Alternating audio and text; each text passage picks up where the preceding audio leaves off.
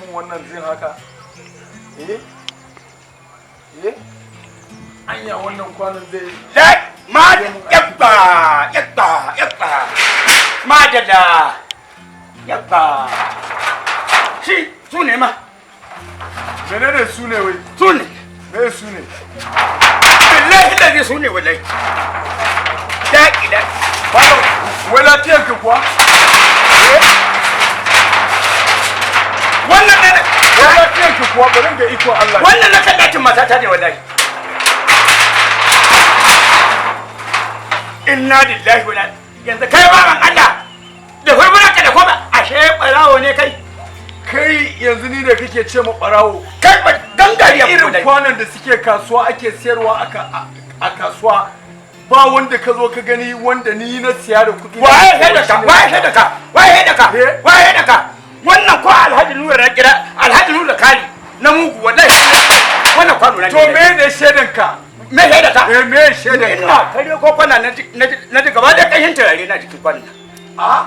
kwanan daga kan lokacin da mata ta fasa fesa turare wallahi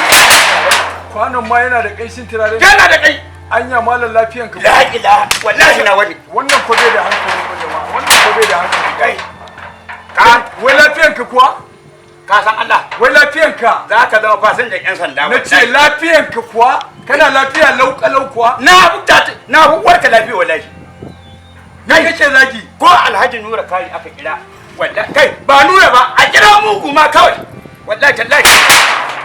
shaida ne wallahi duk kwanan da ake sayarwa a kasuwa ka rasa wanda za ka zo ka duba sai na wanda mutu ake mu kwano na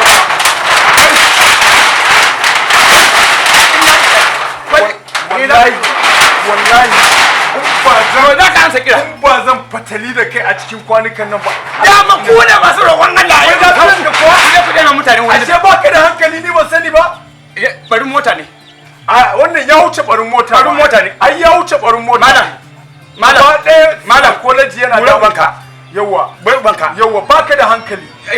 ai inda ka san darajar tsohon ka ba za ka zagi tsohon kai tsohon banza tsohon wani yawa inda ka san darajar wannan farfara da wallahi ta sata ce wallahi kai ana farfara ashe haka kuke ka duba